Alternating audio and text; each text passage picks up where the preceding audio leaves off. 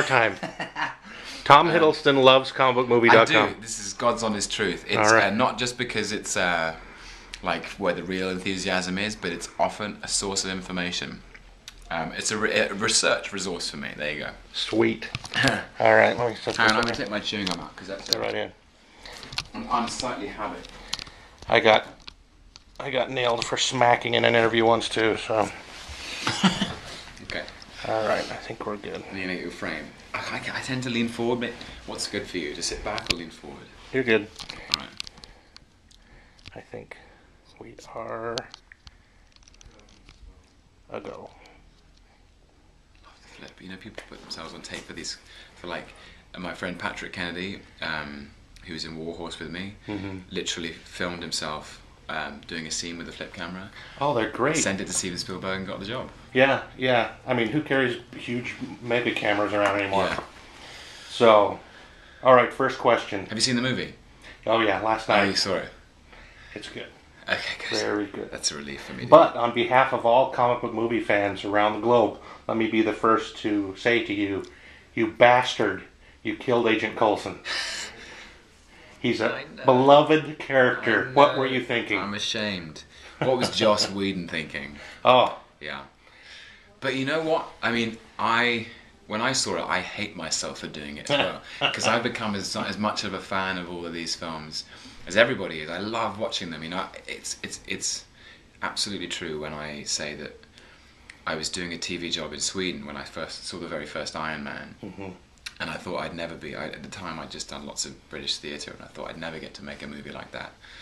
And then suddenly to be allowed to be part of the Marvel Cinematic Universe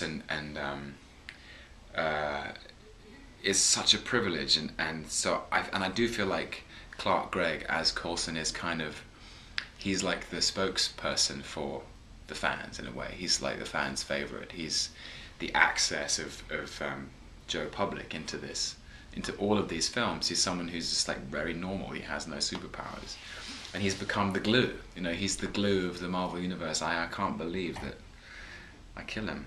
Well, but it does give the film, and he is magnificent in this film, Clark himself. Yes. And it's finally the role he deserves after basically, you know, Coulson is part of the reason that we got to make Avengers in a way. And I guess I'm not spoiling anything, and you're not going to put this online until after. It'll be later. Yeah, but it is the tragic act of the movie, and so the whole movie hinges on Coulson's death. And what's so smart about what Joss has done is he's actually given the audience something very tragic to get over. Yeah. So you know, it's like, in his own words, they need something to avenge. It was a good death. It's a good death, and it brings everyone together. It brings these disparate egos who are all jostling for space and for kind of power, like Iron Man, Captain America, Thor. Everyone's arguing, and suddenly Coulson dies, and they go, "We've got to get over this, and we've got to pull through." I think Joss nailed it. Now Loki, Yeah. pivotal character as well. He's really the pivot point for a lot of these characters. You know, going back to Thor. Yeah. Through Captain America, Yeah. some of the influences there. What are we going to do now? He's in Asgardian jail. Probably.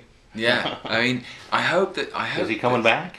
Well, I know I've committed to Thor 2, and so I think he probably gets he could probably get severely chastised by Odin when he gets home. He gets a bit of a hiding from his dad.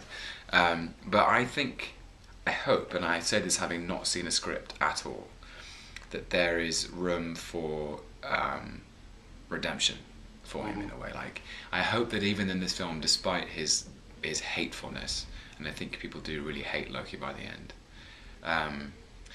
there is still a glimmer of redemption that's like that Thor can see. Thor can see that there's this vulnerable brother. He almost turned you around. Yeah. So maybe in Thor 2 that'll happen, maybe not. Maybe we'll have to wait until another movie down the line.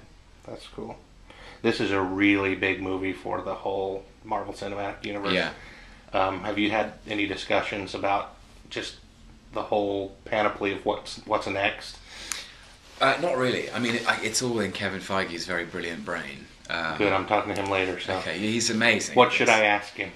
How do I him, get the information out of him? Ask him. I mean, I'd love to know the answer, but ask him how he gets to Avengers 2. Like, what are the stepping stones? Because again, Loki introduces Thanos. Yeah. So, yeah, that's got to be the next bit. Were you surprised by that, or did you see that coming?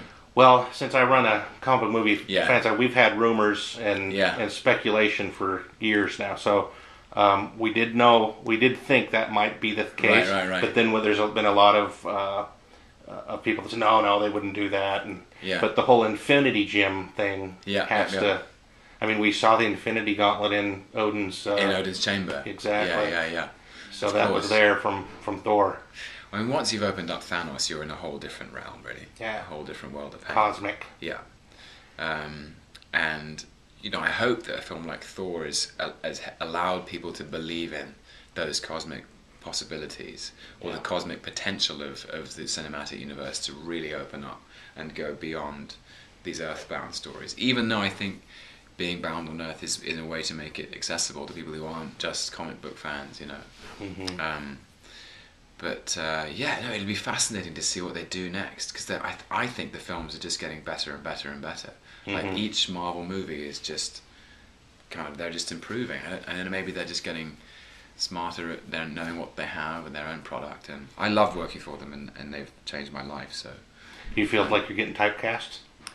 I'm very lucky that in the space between playing Loki in Thor and playing Loki in Avengers, I did some really different things. I went and worked for Woody Allen and played F. Scott Fitzgerald, and Warhorse is in Warhorse I play the nicest man on the planet who just doesn't have a malicious bone in his body, and that was nice to do because Loki's getting darker and darker and darker and darker. So yeah, the thing I love about acting is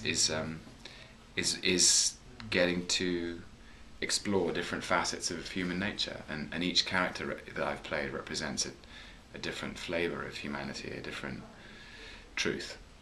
So I hope I don't get typecast. Yeah. All right, man. It's so nice to talk to you. You too. And I mean that about the site.